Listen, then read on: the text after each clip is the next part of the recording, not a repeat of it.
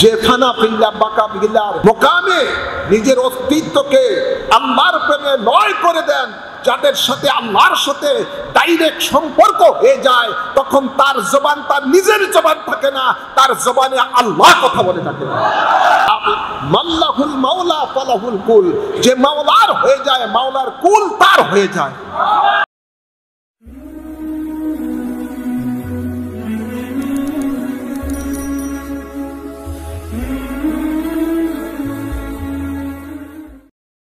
সম্মানিত মুসল্লিয়ানে কেরাম, শুরুতেই মহান রব্বুল ইজ্জতের দরবারে শুকরিয়া আদায় করি, যিনি আমাদের সকলকে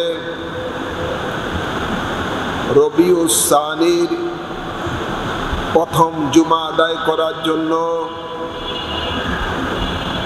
ঐতিহ্যবাহী বাইতুল ইজ্জত জামে মসজিদের মাঝে আসার তৌফিক দান করেছেন। এই জন্য সকলে শুকরিয়া দান করি আলহামদুলিল্লাহ। অসংখ্য অসংখ্য দুরুদ ও সালাম পেশ করছি নূরের নবী, রহমতের নবী, কুল কায়নাতের নবী, আমাদের আকা ও মাওলা তাজদার মদিনা হযরতে মুহাম্মদ মুস্তাফা সাল্লাল্লাহু আলাইহি ওয়াসাল্লামের কদম মোবারকে। সাথে সাথে আর অসংখ্য দুরুদ ও সালাম পেশ করছি আলে রাসূল পাকের কদম মোবারকে। আল্লাহুম্মা আমিন বলি। বিশেষ করে এই রবিউস সানির মাসে औलाद रसूल गौसुल आज़म महबूब सुबहानी कुतुब रब्बानी हज़रत शेख मुहीउद्दीन अब्दुल कादिर जीलानी रदी अल्लाह ताला अन्हुर वफ़ात दिवस এই রবিউস সানি মাসের 11 তারিখে সেদিকে লক্ষ্য রেখে গৌসে পাকের কদম মুবারকে অসংখ্য অসংখ্য সালাম পেশ করে আজকের আলোচনা শুরু করতে যাচ্ছি। আল্লাহ কবুল করুন, আমিন বলেন। আল্লাহ তাবারক ওয়া তাআলা কুরআনে পাকে ইরশাদ করেন, আলা ইন্না আউলিয়া আল্লাহি লা খাউফুন আলাইহিম ওয়া লা হুম ইয়াহজানুন الذين آمنوا وكانوا يتقون لهم البشرى في الحياة الدنيا وفي الآخرة لا تبديل لكلمة الله ذلك هو الفوز العظيم سبحان الله বলেন। আল্লাহ বলেন, খবরদার, সাবধান, আমার ওলি যারা, তাদের কোনো ভয় নাই, তাদের কোনো চিন্তা নাই। কারা আল্লাহর ওলি? আল্লাহ বলেন, আল্লাযীনা আমানু ওয়া কানু ইয়াত্তাকুন, যারা ঈমান আনার পরে মুত্তাকি হয়েছেন তারাই হলেন আল্লাহর ওলি।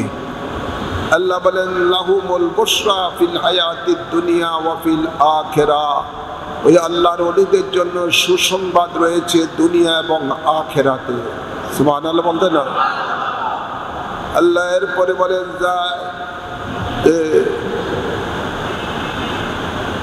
লাহুমুল বুশরা ফিল হায়াতিদ দুনিয়া ওয়া ফিল আখিরাহ যালিকা হুয়াল ফাওজুল আযীম লা তাবদীলা লিকালিমাতিল্লাহ।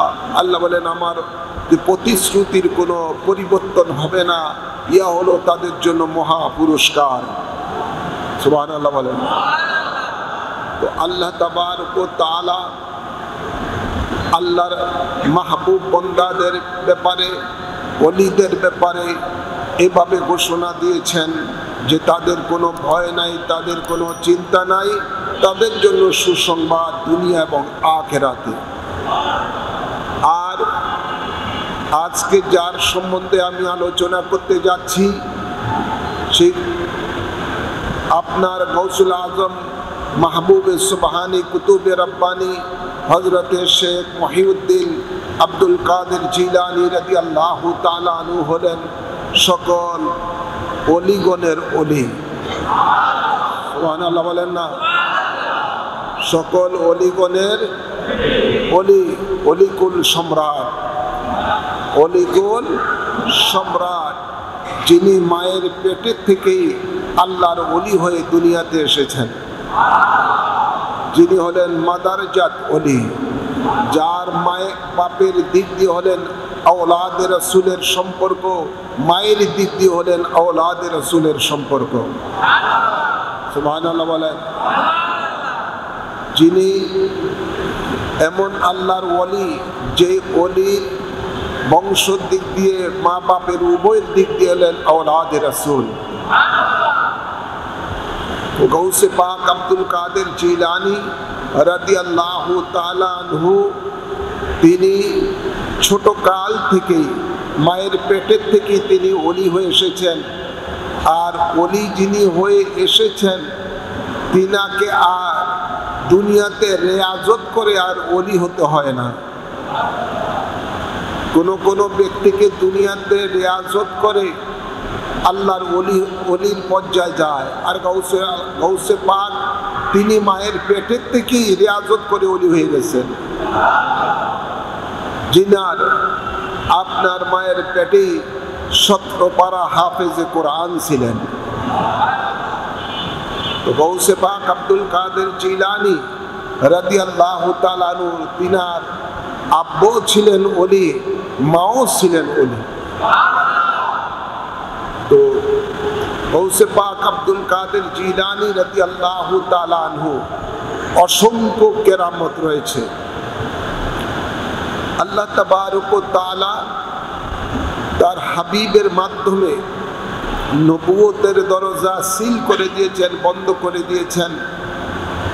রহমতুল লিল আলামিনকে আল্লাহ খাতুমুন নবিয়্যিন হিসাবে ঘোষণা দিয়েছেন। আর নবীও বলেন, আনা খাতুমুন নবিয়্যিনা লা নবিয়্যা বাদি, আমি শেষ নবী, আমার পরে আর কোনো নবী হবে না। তো নবুয়তের দরজা বন্ধ, কিন্তু আল্লাহ তাবারক ওয়া তাআলা বেলায়েতের দরজা কিয়ামত পর্যন্ত খোলা রেখেছেন। আর সেই বেলায়েতের মধ্যে বেলায়েতের সম্রাট হলেন সেই গৌসে পাক আব্দুল কাদের জিলানী। সুবহানাল্লাহ বলেন না।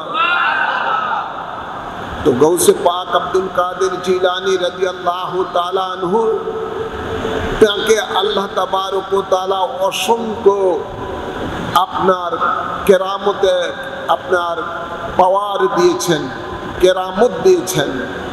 কেরামাতুল আউলিয়ায়ে হাক্কুন, আল্লাহর ওলিদের কেরামত হলো সত্য।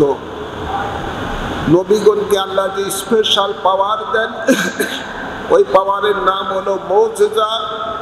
আর আল্লাহর ওলিদেরকে আল্লাহ যে পাওয়ার দেন, সেই পাওয়ারের নাম হলো কেরামত। তো গৌসে পাক আব্দুল কাদের জিলানী রাদিয়াল্লাহু তাআলা আনহুর জিন্দেগিতে কেরামতের শেষ নাই। জিনার মায়ের পেটের থেকে কেরামত শুরু হয়েছে। তিনার আম্মাজান, তিনি আঙ্গুরের বাগানে গেলেন আঙ্গুর পাড়ার জন্য। যেই থোকনা পেট পাড়তে যাবেন, ওই থোকনার মধ্যে ছোট্ট একটা বিষাক্ত সাপ ছিল। মা আঙ্গুরের মধ্যে হাত দিবেন, থোকার মধ্যে হাত দিবেন, সাপে দংশন করবে, মার ক্ষতি হবে। গৌসে পাক মায়ের পেটের থেকে সেটা দেখতে পেলেন। আর ওই সময় তিনি যখন গৌসে পাকের আম্মা হাত বাড়াতে গেলেন আঙ্গুরের দিকে, গৌসে পাক মায়ের পেটের মধ্যে একটা মোড়া করে দিলেন। মা ব্যথা অনুভব করলেন, আর হাত বাড়াতে পারলেন না আঙ্গুরের থোকার দিকে। তিনি বাড়িতে চলে আসলেন। এই যে কেরামতটা, গৌসে পাক মায়ের পেটের থেকেই তিনি কেরামতের অধিকারী ছিলেন। মাকে একদিন বললেন, মা আমি আপনার সাথে বেয়াদবি করেছি। মা বললেন, বাবা আমার সাথে তো তুমি কোনো বেয়াদবি করো নাই আমার জানা মতে। না, করেছি। কবে করেছো? মা যখন আপনি আঙ্গুরের বাগানে গেলেন, আমি আপনার পেটের মধ্যে ছিলাম, গর্ভে ছিলাম, আপনি আঙ্গুরের দিকে হাত বাড়াচ্ছেন, ওই আঙ্গুরের মধ্যে সাপ ছিল, আপনাকে ধ্বংসন করতেও যদি আপনি আঙ্গুরের থোকায় হাত দিতেন, আমি ওই সময় আপনার পেটের মধ্যে একটা মোড়া করে দিয়ে আপনাকে ব্যথা দিয়েছি। ওই ব্যথার জন্য আমি আপনার কাছে ক্ষমা চাই। মা বুঝতে পারলেন তার সন্তান কত বড় আল্লাহর ওলি। যাই হোক, ছোট্ট সন্তানকে পাঠালেন মক্তবের মধ্যে হাফেজে কোরআন হওয়ার জন্য। হাফেজ সাহেব যখন তাকে কোরআনের জন্য সবক দিতেছিলেন, আউযু বিল্লাহি মিনাশ শাইতানির রাজিম, বিসমিল্লাহির রহমানির রহিম, এরপরে আলহামদুলিল্লাহি রাব্বিল আলামিন পড়তে দিবেন সবক। তিনি আউযু বিল্লাহ বিসমিল্লাহ পড়ে 18 পারার হাফেজ ছিলেন, তারপরে থেকে তিনি শুরু করে দিলেন। হাফেজ আশ্চর্য, শিক্ষক আশ্চর্য হয়ে গেল। সন্তানকে মাত্র ভর্তি করালো মাদ্রাসায়, এখনো তো 18 পারার সামনে আরো পুরো 18 পারা রয়েছে, 19 পারা থেকে সে স্টার্ট করে দিয়েছেন। এটা কিভাবে সম্ভব? মাকে ডাকা হলো, এই ছেলেকে কি অন্য কোনো জায়গায় ভর্তি করাইছেন কিনা? কয় না, এই প্রথম আপনার কাছে আনলাম। ছেলেকে জিজ্ঞাসা করলো, বাবা তুমি কিভাবে সেটা সম্ভব হলে 18 পারা কোরআন শরীফ মুখস্থ করতে? ছেলে বললেন, আম্মা আপনি তো কোরআনের কিছু কয় পারা মুখস্থ পারেন? মা বললেন, আমি 18 পারায় মুখস্থ জানি। আপনি যখন আপনার পেটে আমি যখন ছিলাম, আপনি রোজ কোরআন শরীফ তেলাওয়াত করতেন, ওই 18 পারা কোরআন শরীফ আপনার মুখস্থ ছিল, আপনি পড়তেন। আমি আপনার পেটের মধ্যে থেকেই ওই কোরআন শুনে শুনে মুখস্থ করে ফেলেছি।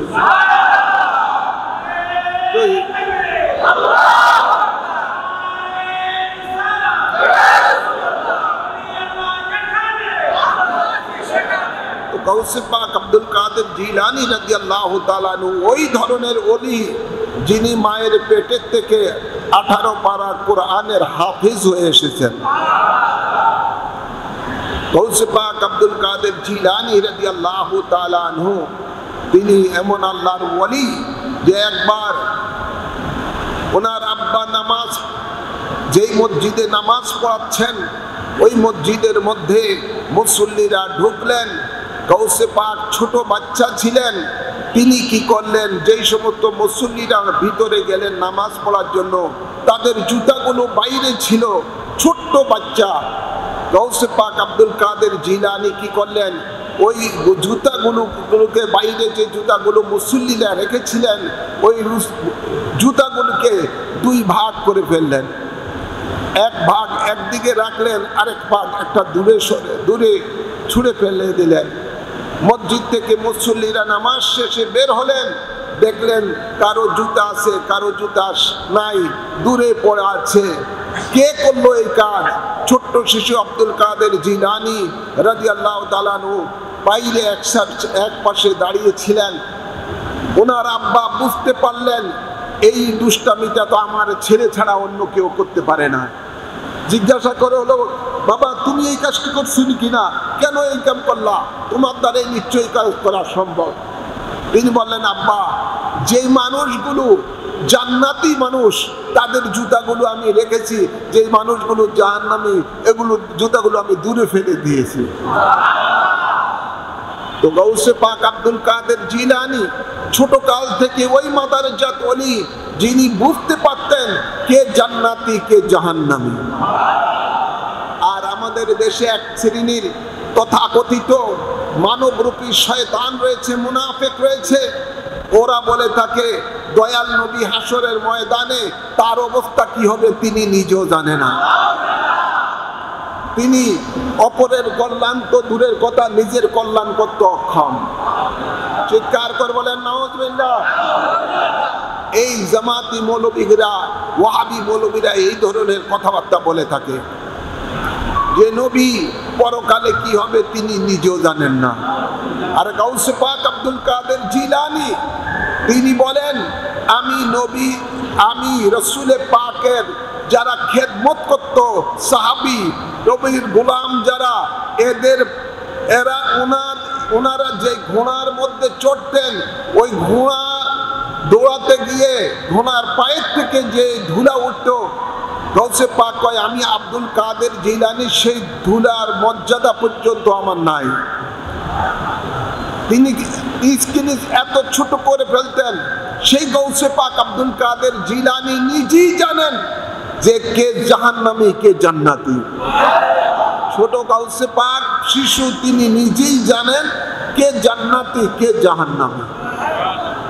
আর মনিবের কথা তো দূরেই রইল, রাসূলে পাকের কথা তো দূরেই রইল। ভাইরা আমার, বাবার আমার, গৌসে পাক আব্দুল কাদের জিলানী রাদিয়াল্লাহু তাআলা আনহু ছোট্ট শিশু, ওনার মা পাঠালেন সন্তানের শিক্ষার জন্য এক কাফেলার সাথে আরেকটা দেশের মধ্যে, সাথে কিছু স্বর্ণ মুদ্রা দিয়ে দিলেন খরচের জন্য। প্রতিমধ্যে পথের মধ্যে ডাকাত দল আক্রমণ করলো। ডাকাত দল যখন আক্রমণ করলো, বিভিন্ন মানুষকে, কাফেলার বিভিন্ন মানুষকে পিটাচ্ছে, আর ডাকাতেরা পিটিয়ে তাদের থেকে যা আছে তা ছিনিয়ে নিচ্ছে। ছোট্ট শিশু গৌসে পাক দাঁড়িয়ে আছেন। আর ওই সময় ছোট্ট শিশুর কাছে যখন ডাকাত আসলেন, ডাকাতের সর্দার আসলেন, জিজ্ঞাসা করলো, তোমার কাছে কি কিছু আছে? সে বললেন, হ্যাঁ, আমার কাছে এতটা স্বর্ণ মুদ্রা আছে। সুবহানাল্লাহ বলতেন না? ডাকাত সর্দার আশ্চর্য হয়ে গেল যে আমরা মানুষকে পিটিয়ে পর্যন্ত সত্য কথা বার করতে পারি নাই, আর তুমি ছোট্ট শিশু অনায়াসে বলে দিয়েছো তোমার কাছে এত স্বর্ণ মুদ্রা আছে। এই শিক্ষা কোথায় থেকে পেলে তুমি? গৌসে পাক আব্দুল কাদের জিলানী রাদিয়াল্লাহু তাআলা আনহু বলেন যে আমি এই শিক্ষা আমার মায়ের থেকে পেয়েছি। আমার মা বলেছেন আমি যেন জীবনে কখনো মিথ্যা কথা না বলি, যতই বিপদ আসুক আমি যেন মিথ্যা কথা না বলি। তাই আমার কাছে যা আছে তাই আমি বলে দিয়েছি। আমার আম্মা আমাকে আমার দিন শিক্ষার জন্য খরচ হিসাবে এই স্বর্ণ মুদ্রা দিয়েছিলেন। ওই ডাকাত গৌসে পাকের এই কথা শুনে আশ্চর্য হয়ে গেল। আর গৌসে পাক যখন ওই ডাকাতের দিকে তাকালেন, ডাকাত আর ডাকাতের মধ্যে থাকে নাই, ডাকাত সাথে সাথে তার নীতি পরিবর্তন করে গৌসে পাকের কাছে পায়ে লুটিয়ে বললেন, আমাকে আপনি ক্ষমা করে দেন এবং আমাকে আপনি ইস্তেগফার তওবা করে আমাকে বায়াত করে নেন। গৌসে পাক, ওই গৌসে পাক যিনি মায়ের থেকেও শিক্ষা নিয়েছেন যে জীবনে কখনো মিথ্যা কথা বলা যাবে না। আর আমাদের সমাজে আজকে মায়েরা দেখা যায় ছোট্ট সন্তানের সাথে অনেক সময় মিথ্যা কথা বলে, আছে না নাই? মিথ্যা কথা বলে বিভিন্ন ধরনের, এবং মাও ছেলেও বাচ্চারাও দেখতেছে মা তার বাপের সাথে মিথ্যার আশ্রয় নেয় বিভিন্ন কারণে, যার কারণে ছোট্ট শিশু ছোট কাল থেকে মিথ্যা কথা শিখে নেয়। চিৎকার করে নাউযুবিল্লাহ। আর আমাদের সমাজে আরো আছে অনেক মায়েরা সন্তান তার পেটে ধারণ করছে, দেখা যায় তারা কাজ কাম খুব কম করে, যেহেতু বাচ্চা পেটে আছে তারা অধিকাংশ সময় টিভির সামনে সিরিয়াল দেখতে থাকে, বিভিন্ন সিনেমা নাটক দেখতে থাকে। আর ওই সন্তান তার পেটের মধ্যে থেকে দেখা যায় তার মধ্যে ওই ধরনের নাটক সিনেমার এই বাজে চিন্তা ভাবনার তাসির ওই সন্তানের মধ্যে পড়ে। পরে এই সন্তান জন্ম হলে দেখা যায় এই সন্তান আর আদর্শ সন্তান হয় না, এই সন্তান কুসন্তানে পরিণত হয়ে যায়। আর গাউসে পাকের আম্মা আদর্শবান ছিল, আল্লাহর ওলি ছিল, সন্তান পেটে ছিল বিধায় কোরআন শরীফ পড়তেন। আর ওই কোরআন শরীফের তাসিরে গাউসে পাক মায়ের পেটে থেকে আল্লাহর ওলি হয়ে গেছে।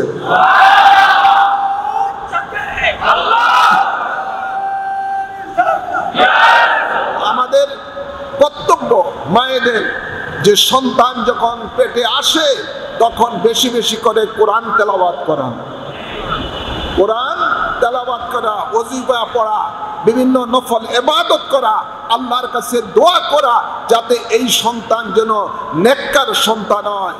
এবং এই ধরনের আমল করলে অবশ্যই ওই মায়ের পেটের থেকে নেককার সন্তানই আসবে। ওই সন্তান কখনো মা বাপকে কষ্ট দিবে না, ওই সন্তান কখনো দুশ্চরিত্র হবে না, ওই সন্তান কখনো বিপদগামী হবে না, সন্ত্রাসী হবে না, মাদক আসক্ত হবে না। যে সন্তানকে মা পেটের মধ্যে থেকে নেক আমল করেছেন এবং সন্তান যখন বড় হয়েছে তাকে কোরআন শিক্ষা দিয়েছেন, ভালো উপদেশ দিয়েছেন, ভালো উপদেশ দিয়ে তাকে আপনার সুনাগরিক হিসেবে গড়ে তুলেছেন। ফাউন্ডেশন যদি ভালো থাকে ভাইয়ের আমার, তখন ইমারত ঠিক থাকবে। কি বলেন? আপনি বিল্ডিং বানালেন, বিল্ডিং এর মধ্যে যদি ফাউন্ডেশন ভালো থাকে, এটাকে ছাদ দিলে ছাদ টিকবে, দোতলা তিনতলা যত তলাই করেন না কেন, ফাউন্ডেশন যত মজবুত হবে তত তলাই আপনি করতে পারবেন। ফাউন্ডেশন যদি মজবুত না হয় তাহলে দেখা যায় এই একতলাও আপনি অনেক সময় ধসে পড়ে যায়। আছে না নাই? তাই সন্তানদেরকে যদি সুসন্তান বানাতে হয়, নেককার সন্তান বানাতে হয়, ফাউন্ডেশন হলো তার মা। ফাউন্ডেশন হলো তার মা। মাই একমাত্র পারে সন্তানকে সুসন্তান বানাতে। আল্লাহ সকল মাদেরকে এই হেদায়েত নসিব দান করুন, আমিন বলেন। তারা যেন সন্তানকে সুসন্তান বানানোর জন্য ছোট কাল থেকে তাকে সেই শিক্ষাই দান করেন। আজ আপনারা জানেন, আমরা দেখেছি, আমিও ছোটকালে দেখেছি, একটু বড় হয়েও দেখেছি। আগে আমাদের গ্রাম অঞ্চলে প্রত্যেক বাড়ির সামনে একটা কাছারি ঘর থাকতো। কি ঘর থাকতো? কাছারি ঘর, অর্থাৎ মেহমানখানা, বৈঠকখানা ইত্যাদি। সেখানে একজন হুজুর রাখা হয়, একজন মুন্সি রাখা হয়। সকালবেলা হলে ওই বাড়ির ছোট ছোট সন্তানদেরকে মায়েরা পাঠিয়ে দিত কাছারির মধ্যে কোরআন শিক্ষার জন্য। জোর বলেন, কিসের জন্য? কোরআন শিক্ষার জন্য। ওদের সর্বপ্রথম পাঠশালাটাই হলো এই মক্তব, অর্থাৎ এই কাছারি ঘর।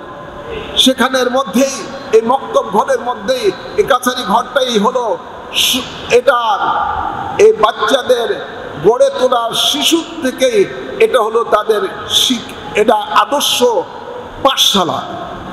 এখানে শিক্ষা দেওয়া হয় তাকে কোরআন শিক্ষা।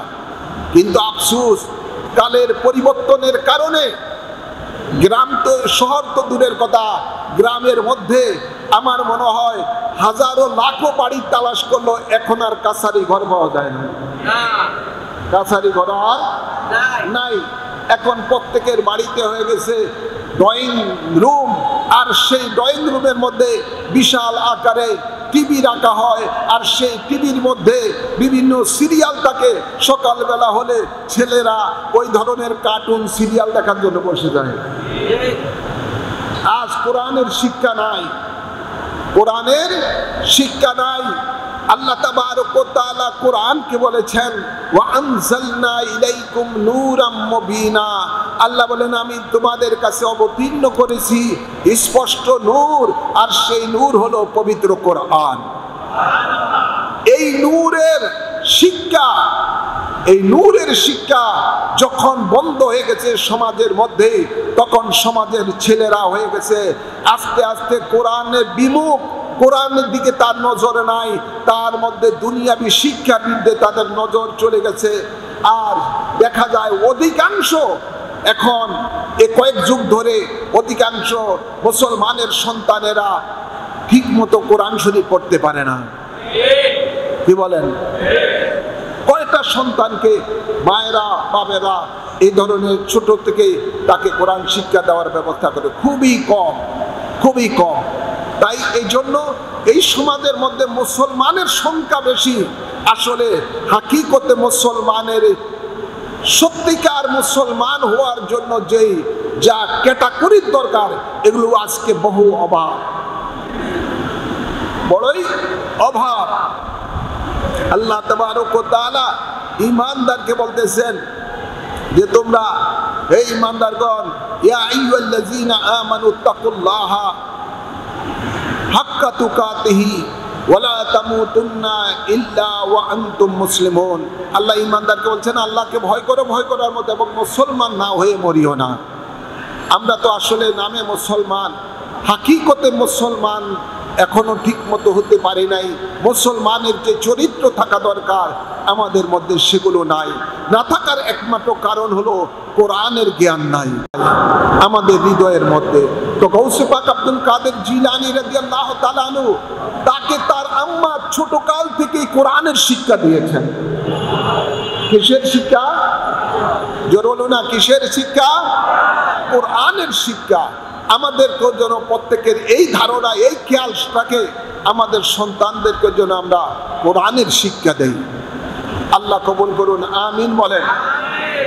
কোরআন, গৌসে পাক আব্দুল কাদের জিলানী কোরআনে হাফিজ ছিলেন।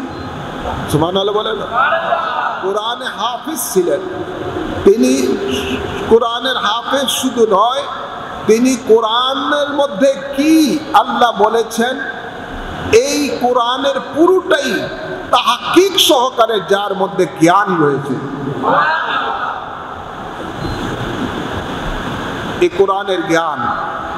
হেরামার তো গৌসে পাক আব্দুল কাদের জিলানী রাদিয়াল্লাহু তাআলা আনহু ওই আল্লাহর ওলি, যে আল্লাহর ওলি একদিন মসজিদের মধ্যে খুতবা দিচ্ছেন জুমার দিনে। ওনার মসজিদের মধ্যে এক মুসল্লি দাঁড়িয়ে বললেন, হুজুর আমার একটা কথা আছে। কি কথা? আমি যখন মসজিদে আসতেছিলাম প্রতিমধ্যে আমার সাথে এক খ্রিস্টানের সাথে তর্ক বিতর্ক হয়েছে। কি ব্যাপারে? এই যে ব্যাপারে যে খ্রিস্টান বলতেছে তাদের নবী ঈসা আলাইহিস সালাম আমাদের নবী থেকে শ্রেষ্ঠ। তো কি জন্য শ্রেষ্ঠ বলছে? সে বলতেছে যে তাদের নবী মুর্দা জিন্দা করেছেন, যা কোরআনে রয়েছে। আমাদের নবী মুর্দা জিন্দা করেছেন, এই ধরনের কোনো কোরআনের মধ্যে আমরা এই ধরনের কিছু পাই নাই। তাই আমি তার কাছে লজ্জিত হয়ে গেছি, এই ধারণা আমার নাই। আমি তার কাছে লজ্জিত হয়ে গেছি, হুজুর আমি এই ব্যাপারে জানতে চাই।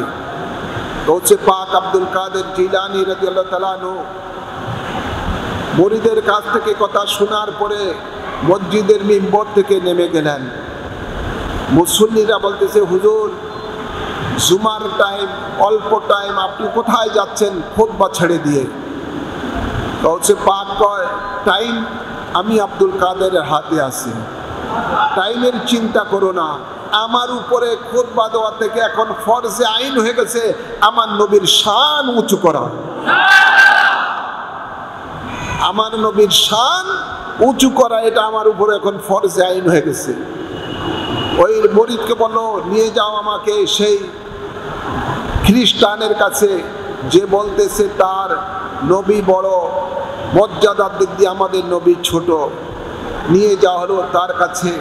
মুসল্লিরা সব পিছনে পিছনে গৌসে পাকের। ওই খ্রিস্টানকে বললেন, তোমার কি ধারণা, কি দাবি বলো? সে বলতেছে, আমি যে আমাদের নবী আপনাদের নবীর থেকে আপনার শ্রেষ্ঠ। কি কারণে? আমাদের নবী মুর্দা জিন্দা করছেন, আপনাদের নবী কি মুর্দা জিন্দা করছেন? তো গৌসে পাক বলে, আরে এটা তো একটা সাধারণ ব্যাপার। আমি আমার নবীর গোলামের গোলামের গোলামের গোলাম আরো নিচ্ছে, এটা তো আমি নিজেই পারি। আমার মনিবের দরকার কি? আমার মনিবের দরকার কি? এটা তো আমি নিজেই পারি।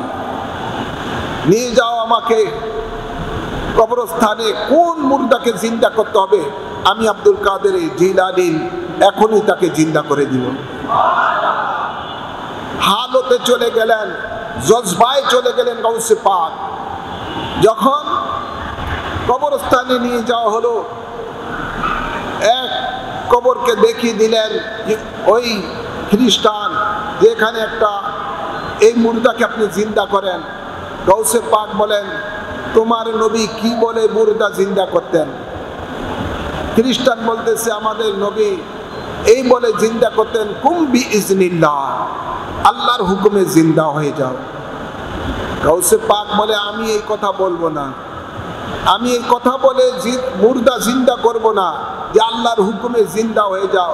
গৌসে পাক বলে, আমি বলবো কুম বিইজনি, আমার হুকুমে জিন্দা হয়ে যাও। পাওয়ার বেশি না কম? পাওয়ার বেশি না কম? জজবার মধ্যে গৌসে পাক চলে গেলেন, আল্লাহর প্রেমে তিনি হালতে চলে গেলেন। এমন জজবা গাউসে পাক বলে, আল্লাহ আমি এটা বলবো না যে আল্লাহর হুকুমে জিন্দা হয়ে যাও, আমি বলবো আমার হুকুমে জিন্দা হয়ে যাও। খ্রিস্টান বললো এটা তো আরো আশ্চর্যের ব্যাপার। গাউসে পাক যখন ওই কবরের সামনে বললেন কুম্বি ইজনি, সাথে সাথে কবরটার মধ্যে একটা কম্পন সৃষ্টি হয়ে দুই ভাগ হয়ে গেল, ভিতর থেকে মুর্দা জিন্দা বের হয়ে আসলো। সুবহানাল্লাহ। মুর্দা যখন জিন্দা বের হয়ে আসলো, খ্রিস্টান এই দৃশ্য দেখে গাউসে পাকের কদমে পড়ে বললেন আমাকে ক্ষমা করে দেন, আমাকে পড়ে দেন লা ইলাহা ইল্লাল্লাহু মুহাম্মাদুর রাসূলুল্লাহ সাল্লাল্লাহু আলাইহি সাল্লাম। এই কেরামত দেখে খ্রিস্টান আশ্চর্য হয়ে গেল, সকল মানুষগুলো আশ্চর্য হয়ে গেল। ওই মুর্দাকে জিজ্ঞাসা করলেন তুমি কি দুনিয়াতে থাকতে চাও? না, আমি এই ফিতনার দুনিয়াতে থাকতে চাই না, আমি যেই জগতে আলমে বরজকে ছিলাম আমাকে সেখানে পাঠিয়ে দেন। গাউসে পাক তাকে সেই জায়গায় পাঠিয়ে দিলেন। ভাইরা আমার, মুর্দা জিন্দা করার ক্ষমতা কার? জবান করে বলেন না কার? মুর্দাকে জিন্দা করার ক্ষমতা আল্লাহর। গাউসে পাক কিভাবে করলেন? গাউসে পাক বলেন কুম্বি ইজনি, আমার হুকুমে জিন্দা হয়ে যাও। তার কারণ হলো মিশকাত শরীফে হাদিস পাবেন, বুখারী সহ বিভিন্ন সিয়াসিত্তার মধ্যে হাদিস পাবেন। আল্লাহ তাবারক ওয়া তাআলা ইরশাদ করেন হাদিসে কুদসি, মা ইয়াজালু আবদি ইয়াতাকাররাবু ইলাইয়া বিন নওয়াফিল হাত্তা আহবাবতুহু ফাকুনতু সামাউল্লাযী ইয়াসমাউ বিহি আল আখির। লম্বা হাদিস। আল্লাহ কোরআনে আপনার হাদিসে পাকে রাসূল পাকের জবানে আল্লাহ নিজে বলতেছেন যে আমার কোনো বান্দা যখন ফরজ ইবাদত করার পরে বেশি বেশি করে নফল ইবাদত করে, নফলের কারণে আমি আমার সেই বান্দাকে খুব কাছে করে নিয়ে আসি, এনে আমি তার সাথে বন্ধুত্ব স্থাপন করি। সুবহানাল্লাহ বলেন। আমি তার কান হয়ে যাই যে কান দ্বারা সে শুনে, আমি তার মুখ হয়ে যাই যে মুখ দ্বারা সে কথা বলে। সুবহানাল্লাহ বলতেন না? আমি তার হাত হয়ে যাই যে হাত দ্বারা সে স্পর্শ করে, আমি তার চোখ হয়ে যাই যে চোখ দ্বারা সে দেখে, আমি তার পা হয়ে যাই যে পা দ্বারা সে বিচরণ করে। এবং আল্লাহ বলেন ওয়া ইনসালানি ফাউতিয়ান্নাহু, আমার কাছে যখন আমার ওই মাহবুব বান্দা কিছু চায় আমি সাথে সাথে সেটা দিয়ে দেই। তো গাউসে পাকের জবানে স্বয়ং আল্লাহ বলতেছেন কুম্বি ইজনি, যে আমার হুকুমে জিন্দা হয়ে যা। যে ফানা ফিল্লা বাকা বিল্লার মোকামে নিজের অস্তিত্বকে আল্লাহর প্রেমে লয় করে দেন, যাদের সাথে আল্লাহর সাথে ডাইরেক্ট সম্পর্ক হয়ে যায়, তখন তার জবান তার নিজের জবান থাকে না, তার জবানে আল্লাহ কথা বলে থাকে।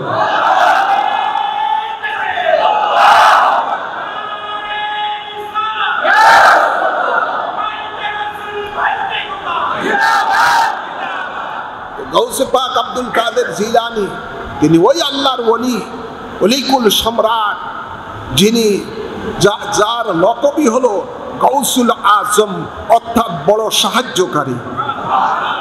এই সাহায্য করার ক্ষমতা দিয়েছেন কে? জবান খুলে বলেন কে? আল্লাহ দিয়েছেন।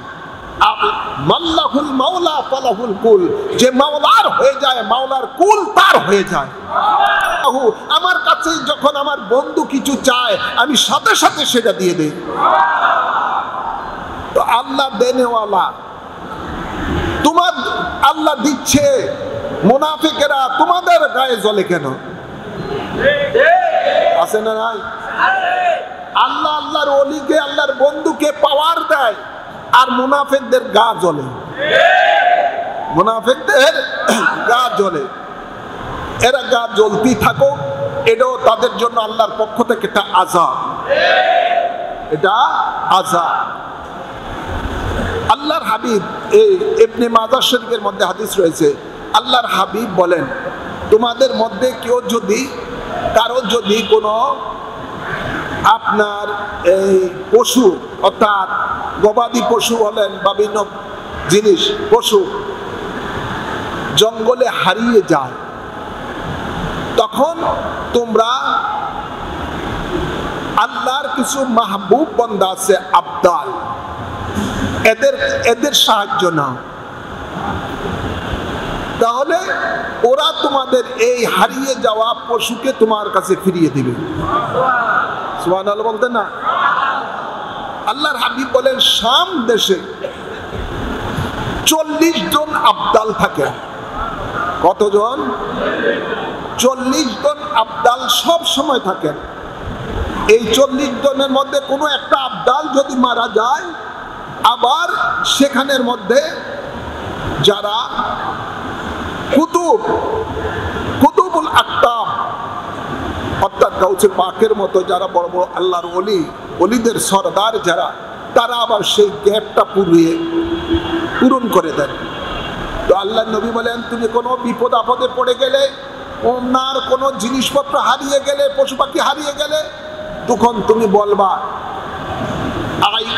ইয়া ইবাদাল্লাহ আয়ুনি, অথবা আয়ুনি ইয়া ইবাদাল্লাহ, হে আল্লাহর আবদাল আমাকে সাহায্য করুন। সুবহানাল্লাহ বলেন না? তো আল্লাহর আবদালকে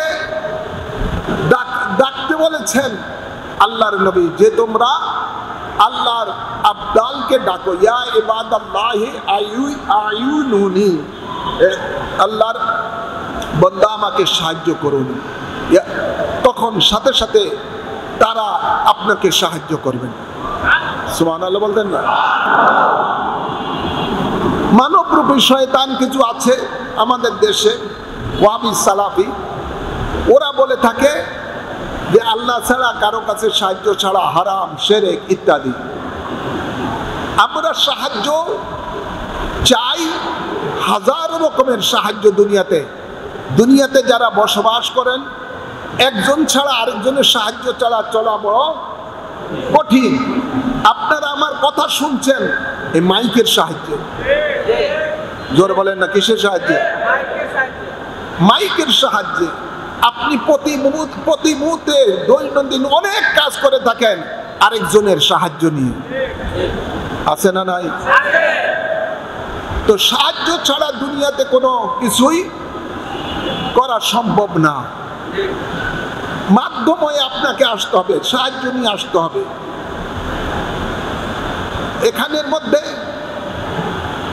ইহদিনাস সিরাতাল মুস্তাকিমের আগে আমরা আলহামদুলিল্লাহি রাব্বিল আলামিন আর রহমানির রহিম মালিকি ইয়াউমিদ্দিন ইহদিনাস সিরাতাল মুস্তাকিম সিরাতাল লাযিনা আন'আমতা আলাইহিম,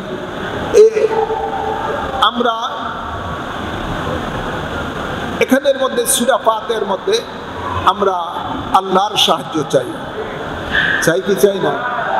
আল্লাহর সাহায্য চাই। এখানের মধ্যে আল্লাহ তো আমাদের হাকিকতের সাহায্যকারী। আল্লাহ পাক যাদেরকে ক্ষমতা দিয়েছেন ওনাদের কাছে আমরা যখন সাহায্য চাইব, হাকিকতে তো ওই সাহায্যের শক্তি কুদরত আল্লাহ স্বয়ং দিচ্ছেন। হাকিকতে সাহায্যকারীকে আল্লাহ। মাজাজান রূপক হিসাবে আমরা বিভিন্ন মানুষের কাছে বিভিন্ন জিনিসের সাহায্য চাই। কি বলেন, চাই না? যেই সমস্ত মৌলবীরা এই সাহায্য চাওয়াকে তারা শিরক বলে ইত্যাদি বলে, কিন্তু দেখা যায় এই লোকগুলিও বিভিন্ন শিল্পপতিদের কাছে আপনার যাকাতের জন্য সাহায্য চায়, মসজিদের জন্য সাহায্য চায়, মাদ্রাসার জন্য সাহায্য চায়, তার বিভিন্ন পেট চালানোর জন্য সাহায্য চায়, মুসলমানের কাছেও চায়, ফাসিকের কাছেও চায়, ইহুদি নাসারদের কাছেও চায় না? চাই। তো এগুলো তারা জায়েজ মনে করে। এখন আপনি যদি বলেন তাদেরকে যে তোমরাও তো সাহায্য চাও, আল্লাহ ছাড়া তো কারো কাছে সাহায্য ছাড়া জায়েজ না বলতেছো, তো তোমরাও তো সাহায্য চাও, তারা বলবে আমরা জিন্দার কাছে চাই, মুর্দার কাছে চাই না। যুক্তি দিবে যে আমরা জিন্দার কাছে সাহায্য চাওয়া জায়েজ আছে, মুর্দার কাছে সাহায্য চাওয়া জায়েজ নাই।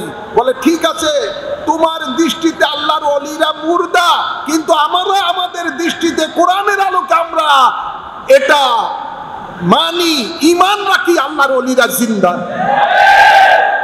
জিন্দা না? যাদের কবরের মধ্যে আল্লাহ জান্নাতে রিজিক পাঠান, আর নবীর কাছে আমরা সাহায্য চাই। এই জন্য নবী হায়াতুন নবী, নবী জিন্দা নবী, নবী জিন্দা নবী। তো আমরা তো জিন্দার কাছেই চাই, আমরা তো আর মুর্দার কাছে চাই না।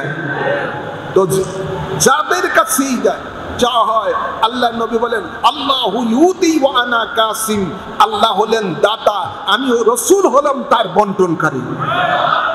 আল্লাহর ওলিরা তো তাদের নিজের থেকে দেয় নাই, আল্লাহর ওলিরা আল্লাহর কাছ থেকে চেয়ে তোমার মাঝে পূরণ করে দেয়, তোমার হাজত পূরণ করে দেয়।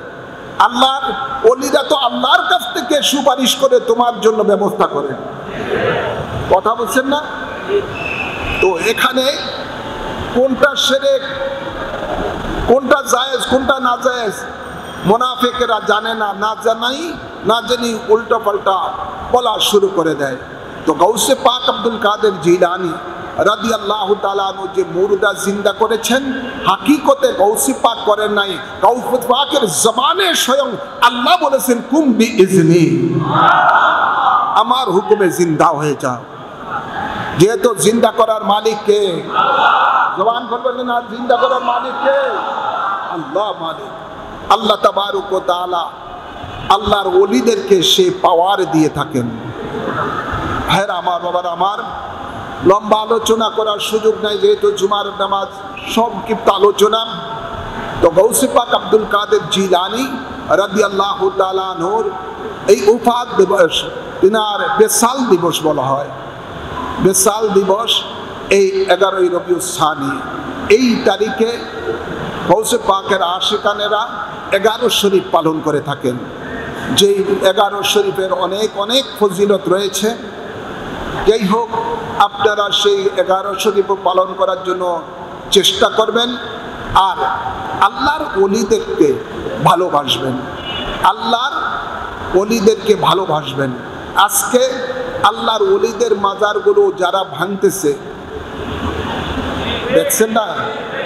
আল্লাহর ওলিদের মাজার ভাঙছে যারা, আজকে ওরাই ফতোয়া দিচ্ছিল যে সুন্নিদেরকে, আল্লাহর ওলিদের প্রেমিকদেরকে মাজার পূজারী, মাজার পূজারী বলে তারা, তাদের বক্তারা, এই সেই মৌলবীরা, সালাফি ওয়াহাবি জামাতি মৌলবীরা এগুলি পচা প্রপাগান্ডা করত।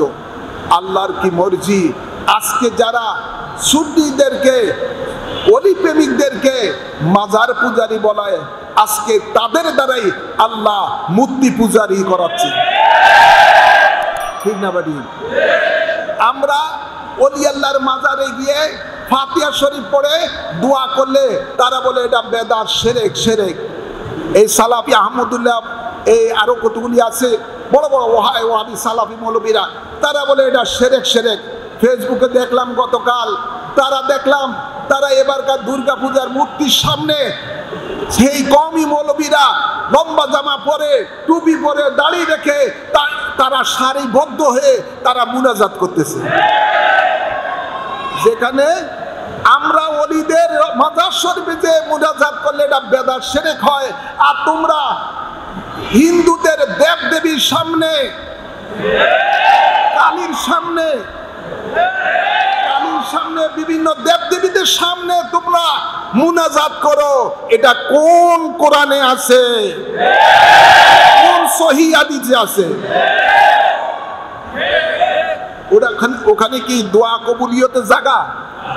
জোরে বলেন। যেখানে শিরক হয় সেখানে কি দোয়া কবুলিয়তের জায়গা? ওটা তো দোয়া কবুলিয়তের জায়গা না।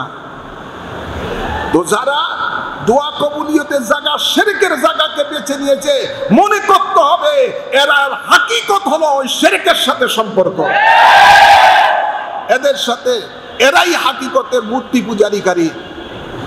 আর এরা মিথ্যা প্রপাগান্ডা করে ওলিদের ভক্তদেরকে যে এরা কবর পূজা করে, মাজার পূজারী ইত্যাদি ইত্যাদি। নাউজুবিল্লাহ বলেন। আল্লাহর ওলিদের যেখানে শোয় ওই জায়গাটা শায়ের আল্লাহ হয়ে যায়, আল্লাহর নিদর্শন হয়ে যায়। ওই জায়গার মধ্যে যারা মুনাজাত করবে, দোয়া করবে আল্লাহর কাছে, তাদের দোয়া আল্লাহর ওলিদের উসিলায় কবুল হয়ে যায়। আর ওটাকে তারা বলে, ওটাকে তারা বলে বেদাত, শিরক। ভাইরা আমার, আজকে জাতি আরো কত নতুন নতুন জিনিস দেখবে। তো আপনাদেরকে বলবো, এই ধরনের মুনাফিকদেরকে সাবধান থাকতে হবে। এই সমস্ত এরা হলো, আমরা তো ওরা তো আমাদেরকে মাজার পূজারি বলে, ওরা হলো এখন মূর্তি পূজারি। কি মূর্তি পূজারি? মূর্তি পূজারি আল্লাহর এটা শান, জাতিকে দেখে দিয়েছে যে এদেরকে আমি মূর্তি পূজারি, যে এরা হাকিকতে এটা আজকে বাস্তব জাতি দেখতেছে। ভাইরা আমার, আরেকটি কথা, বর্তমানে সমাজে দেশে চলতেছে হিন্দুদের বিশাল একটা বড় উৎসব, সেটা হলো এই দুর্গা পূজা উৎসব ইত্যাদি ইত্যাদি। আমরা এর আগেও দেখে এসেছি, আমাদের বিগত সরকারকে আমি দেখে এসেছি, এটা বলতো তারা যে আপনার এই হিন্দুদের এই দুর্গা পূজা ইত্যাদি, এটাকে তারা বলতো যে ধর্ম যার যার, উৎসব সবার। আওয়ামী লীগ সরকারের আমলে এই ধরনের স্লোগান বেশি হতো, ধর্ম যার যার, উৎসব সবার। এই জন্য তারা হিন্দুদের দুর্গা পূজা বিভিন্ন পূজা মণ্ডপে যেত, তারাও সেখানে নাচানাচি ইত্যাদি করত। কিন্তু বড় আফসোসের বিষয়, আমি মনে করলাম, ভাবলাম, জাতি ভাবতেছিল যে সেই ধরনের স্লোগান বুঝি আর হবে না, যে ধর্ম যার যার, উৎসব সবার। এখন আমাদের বর্তমান যে আপনার অন্তর্বর্তীকালীন সরকারের প্রধান উপদেষ্টা, ফেসবুকে দেখলাম ওনার একটা বক্তব্য যে এই দুর্গা পূজা বিশেষ কোনো হিন্দুদের একটা উৎসব নয়, এটা হলো সার্বজনীন উৎসব। নাউজুবিল্লাহ বলতেন না? সার্বজনীন, এখন বোঝা যায় সার্বজনীন মনে জাতি ধর্ম নির্বিশেষে যারা আছে সকলের উৎসব এটা। চিৎকার করে বলেন নাউজুবিল্লাহ। এই কথাটা সম্পূর্ণ একটা শিরকি কথা, কুফরি কথা। মনে রাখবেন, স্লোগান হলো একটাই, ধর্ম যার যার, উৎসব তার তার। ধর্ম যার যার, উৎসব তার তার। যেখানে শিরক হয়, আল্লাহর সাথে শিরক করা হয়, সেই জায়গাকে কেউ যদি কোনো মুসলমান উৎসব হিসাবে জানে এবং অংশগ্রহণ করে, সাথে সাথে তার ঈমান নষ্ট হয়ে যাবে, সে কাফের হয়ে যাবে। আরে দাও কুফরুন কুফরিন, কুফরি কাজে রাজি থাকো কুফরি। তাই আমি বলতে চাই এটাই, হিন্দুরা হিন্দুদের ধর্ম পালন করবে, সেখানে মুসলমানে যে আনন্দ উৎসব করার কোনো সুযোগ নাই। মুসলমানেরা মুসলমানের উৎসব পালন করবে, কোরবানির ঈদ, ঈদ উল ফিতর, রোজার ঈদ এবং জুমার দিন, এগুলো ঈদের দিনের মতো তারা এগুলো উৎসব পালন করবে মুসলমানেরাই। এখানে অন্য ধর্মের লোক এসে এই উৎসবের মধ্যে অংশগ্রহণ করার কোনো অবকাশ নাই। ঠিক এমনি ভাবে খ্রিস্টানেরা খ্রিস্টানের উৎসব বড়দিন পালন করবে, এখানে মুসলমানের যাওয়ার কোনো সুযোগ নাই। প্রত্যেক ধর্ম স্বাধীনভাবে তাদের নিজ নিজ ধর্ম পালন করবে, উৎসব পালন করবে। একে অপরের উৎসবের মধ্যে গিয়ে নাক গলানোরও কোনো সুযোগ নাই। তাই যারা আজকে বলে যে সার্বজনীন, নয় নয়, এটা কুফরি কথা। মুসলমানের কোন এই উৎসব মুসলমানের উৎসব নয়। মুসলমানের উৎসব ভিন্ন, তাদের উৎসব ভিন্ন। সুতরাং কারো উৎসবের মধ্যে কেউ কোনো হস্তক্ষেপ করবে না, কারো উৎসবের মধ্যে কোনো ব্যক্তি হস্তক্ষেপ করবে না। স্বাধীনভাবে হিন্দুরা হিন্দুদের ধর্ম পালন করবে, উৎসব পালন করবে, খ্রিস্টানেরা খ্রিস্টানের উৎসব পালন করবে, ইহুদিরা ইহুদিদের উৎসব পালন করবে, বৌদ্ধরা বৌদ্ধদের উৎসব পালন করবে, মুসলমানেরা মুসলমানের উৎসব পালন করবে। কারো কোনো ধর্মের উপরে কেউ কোনো রকমের নাক গলানোর অধিকার নাই, সেখানে অংশগ্রহণ করারও কোনো অধিকার নাই। স্বাধীনভাবে তারা তারা কাজ করবে। আমি দেখলাম ফেসবুকের মধ্যে, এখানের মধ্যে জামাত শিবিরের কিছু লোক ওই চট্টগ্রামের এক জায়গার মধ্যে হিন্দুদের এক পূজা মণ্ডপের মধ্যে তারা এক সাইডের মধ্যে গজলের সুন্দর লাগে, তখন অন্যরকম দেখবে জাতি। তাই এদের থেকে সাবধান থাকতে হবে। এরা হলো দুমুখী সাপ, এদের থেকে সাবধান থাকতে হবে, জাতিকে সাবধান থাকতে হবে। এই দেশ আল্লাহর ওলিদের দেশ, বাবা শাহজালাল শাহপরানের দেশ, 360 আউলিয়া কেরামের দেশ। আল্লাহর ওলিরা আমাদেরকে যে ইসলাম দিয়েছেন, সেই ইসলাম, যে ধর্ম আমাদেরকে দিয়েছে ইসলাম ধর্ম, সেই ধর্ম শান্তির ধর্ম, মানবতার ধর্ম, সহমর্মিতার ধর্ম, ভ্রাতৃত্ববোধের ধর্ম, দেশপ্রেমের ধর্ম। এই ধর্ম শিক্ষা দিয়েছে প্রত্যেক ধর্মের মানুষ স্বাধীনভাবে নিজ নিজ ধর্মকর্ম পালন করবে, কেউ কারো ধর্মের উপরে আঘাত করবে না, স্বাধীনভাবে নিজ নিজ তারা ধর্ম পালন করবে।